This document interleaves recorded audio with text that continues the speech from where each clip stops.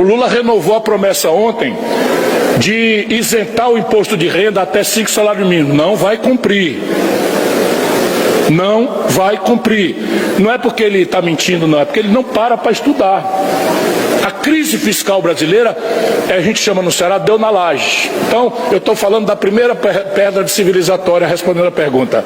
Alto nível de poupança nacional, dei aqui algumas pistas, tem mais 10 de como é que a gente eleva a poupança nacional. A mais importante é redesenhar o modelo previdenciário. E aí também tem detalhes, como fazer, etc. Ninguém quer discutir, só querem avançar contra o valor do salário mínimo para as aposentadorias, que já é o pior salário mínimo das Américas. Anotem aí. O Brasil é a segunda economia mais rica das Américas. Só perdemos para os Estados Unidos em volume de riqueza.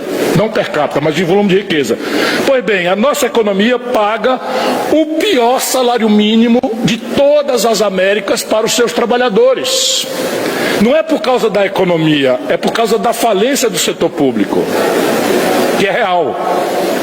E aí querem agora desvincular os benefícios previdenciários do salário mínimo para que o aposentado brasileiro, na hora que a doença aperta, na hora que as dores chegam, que os remédios dolarizados ficam mais caros, tirar do salário mínimo, que já é o mais vil. Só perdemos para a Venezuela, tá? Para ser bem criterioso tecnicamente, o da Venezuela é o único pior do que o do Brasil, mas também o desastre que está aí, eu esculhambo o regime da Venezuela, a turma do PT gosta, eu não. Não é que gosta, eu estou fazendo ironia aqui onde não devia, né? Então repare, esse é o primeiro bloco. O segundo, eu posso ser mais telegráfico. Nunca prosperou nenhuma nação que não tenha achado um ponto ótimo de convergência entre Estado forte, musculoso, dotado de alta capacidade de energia, de intervir, de financiar, de investir, com um empresariado convergente, ou seja, para o lado dos estatistas, sem empresário não anda. A China aprendeu isso nos anos 70, 80. Começou a andar a partir daí. Os americanos sempre tiveram um empresariado forte e sempre tiveram um Estado ultrapoderoso. Ultrapoderoso. Aqui o expediente é complexo industrial militar, complexo de saúde, em que eles, a pretexto de defesa, jogam trilhões de dólares na pesquisa, no desenvolvimento, e aí o que eles são danados? Estendem isso rapidamente para a iniciativa privada, via compra governamental. O exército americano tem uma fortuna de recebíveis em royalties. Eles desenvolvem a propriedade intelectual, passam para as indústrias e as indústrias pagam eternamente para eles o royalty. Nós no Brasil, zero. Então, é a segunda vertente, coordenação estratégica, governo, empresariado, academia. E o terceiro elemento é investimento em gente. Vou dizer de novo um dado insultuoso da democracia brasileira. Em 1980, quando eu começo a me dar por gente, estudar as coisas do Brasil, a Coreia do Sul não produzia nenhum automóvel. Nenhum. E o Brasil já produzia 400 mil unidades por ano. Vinham aqui delegações coreanas para entender como é que um país periférico tinha germinado a indústria automobilística. Pois bem, o Brasil não tem nenhuma indústria automobilística e nós viramos um centro de maquiladoras, ou seja, 86% de um carro produzido no território brasileiro, os componentes são importados do estrangeiro. 86%. Já foi 40% importado do estrangeiro, 60% nacional. Nós dizimamos a indústria de autopeças brasileiras, paramos no tempo na mecatrônica, na digitalização, etc, etc, que é o pensamento acadêmico, que é a ciência, a tecnologia e a extensão disso feita pelas instituições do setor público. Pois bem, a Coreia do Sul hoje domina 15% do mercado de automóveis do planeta, com 4 marcas globais. Vocês conhecem a Hyundai, a não sei o que e tal. E, quer dizer, investimento em gente. Como é que a Coreia faz essa virada? Olha aqui. Educação. Que dia foi que a Coreia virou o jogo? Ali pelos anos 80, o governo entendeu que o paradigma pedagógico coreano era lixo, que nem é o brasileiro. Decoreba, conversa mole, enciclopedismo raso, todo mundo sabe um pouquinho de qualquer coisa e ninguém sabe nada profundamente de coisa nenhuma dialética da escola com a vida, nada, zero, que nem o nosso. Nós vivemos preparando garotos brasileiros para serem cidadãos do século XIX na França. Do século XIX, não é do XX não. Isso tudo é lixo. E a Coreia fez o quê? Aumentou a jornada da presença da criança na escola, mudou tirou a ênfase da matemática na escola e explodiu nas engenharias, nas tecnologias e tal. Só a partir disso, é evidente, política industrial de comércio exterior, dirigismo, protagonismo para o setor exportador, tudo o inverso do que o Brasil faz. Tudo o inverso do que o Brasil faz. Então, repare, são 3 pilares, nós estamos mal nos 3, mas dá para fazer.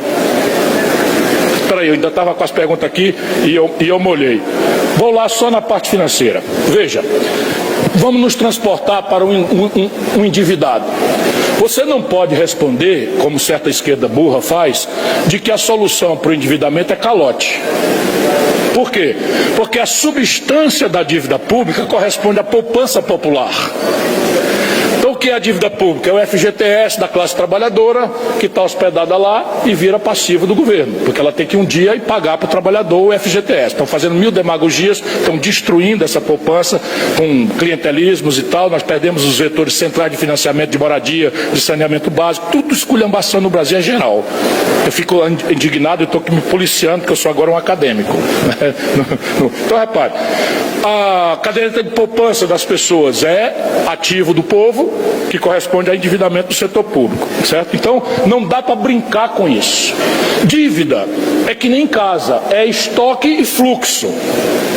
E aqui está a esculhambação geral, o crime continuado no Brasil. Eu não preciso ter dinheiro para pagar a minha dívida toda, dependendo do pacto de prazos e custos que eu estabeleci com o meu credor. É por isso que as Casas Bahia existem no Brasil. Por quê? Porque o povo quer comprar uma geladeira e não tem dinheiro. Quer comprar um micro-ondas e não tem dinheiro. Custa R$600, mas é a metade do salário mínimo. Então não tem dinheiro. O que a Casa Bahia descobriu com 30 anos de inflação, de juro alto? A Casa Bahia disse, ó, o cara não vai comprar o micro-ondas, mas se eu picar R$600 em 24 meses, o fluxo da prestação cabe no bolso do trabalhador.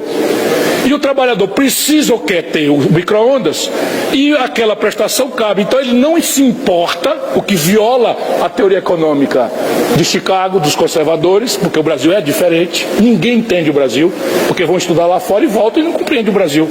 Então eu estou chamando a atenção para isso. Não adianta aumentar juro, porque o consumo pelo crediário não cai. Por que não cai? Porque é esse fenômeno. O cara precisa que a prestação seja pequenininha para caber no fluxo. Aí ele não se importa, ou ele engole, porque não tem alternativa, que ele vai pagar 2 micro-ondas e levar só um para casa. Mas no fluxo ele tem 24 meses. Mais ou menos é o que está acontecendo com a dívida pública brasileira pelo inverso. E sem pacto, sem acerto. Então repare, dívida pública, quer dizer, equilíbrio fiscal que estão falando, vocês vão ouvir muito falar isso esse resto de ano, e o Lula está na beirinha do abismo. Se ele não encarar agora, o governo dele vai terminar ruinoso. Ruinoso. Eu não sei quanto é que está a taxa de câmbio, eu fui dormir, estava 5,46. Certo? Quando o câmbio sobe, o preço de tudo vai subir. Não é porque o povo compra dólar, é porque o povo tem que comprar remédio. E remédio é tudo dolarizado. Vai subir o pão, vai subir o macarrão, porque não é que o povo compra dólar, compra pão e macarrão que é feito de trigo é importado do estrangeiro em dólar. Sabe, a picanha vai ficar mais cara, porque...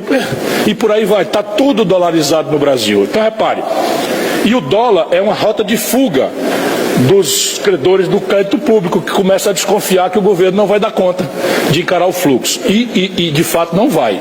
Então repare, o que é sanidade fiscal? Dado que o Estado é uma entidade peculiar, ele enfrenta, nós pegamos 2 das 3 condições da teoria, nós vimos agora da prática. Então é o seguinte, o Estado vai à guerra.